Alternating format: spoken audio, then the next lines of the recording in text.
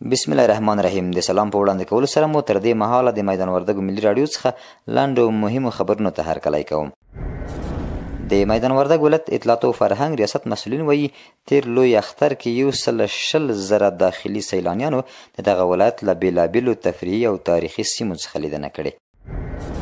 د سرحدونو قومونو او قبایلو چارو وزارت د سرحدي پلټنو مرستیال مولوي محمد اسماعیل غزنوي وایي چې د علي قدر امیر المؤمنین حفظه الله د حکم پر اساس د سرحدي سیمو اوسیدونکو ستونزو ته د رسیدنې لپاره ځانګړې بودیجه په پام کې نیول شوې ده. بلخوا ښاغلی غزنوي زیاتوي چې په 7 ولایتونو کې څه باندې 300 بېلابېلې پروژې منظورې شوي چې له جملې د 6 پروژو عملي چارې روانې دي. د اطلاعات او کلتور وزارت ویان خبیب غفران وایي چې د لوی اختر په شپو ورځو کې شاوخوا 2.5 میلیونه کورنیو سیلانیانو له بېلابېلو ولایتونو څخه لیدنه کړې ده. مالیې وزارت د یوې اعلامیې په خپرولو سره ویلي چې له ایران سره د افغانستان پولې او ګمرکونه پرانیستي دي او سوداګریزه راکړه ورکړه له کومې ستونزې پرته په عادي توګه روانه ده. په اعلامیه کې راغلي چې د ایران په بندر عباس کې هم د افغانستان د سوداګریزو توکو بارګیري له کومې ستونزې پرته دوام لري.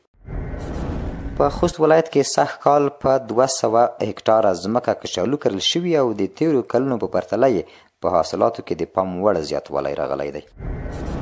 د امر بالمعروف نهی عن المنکر او شکایتونو اورېدو وزارت محتسبینو هغه کس نیولی چې له یوه چینایي ګرځندوی سره یې نامناسب چلند کړی و.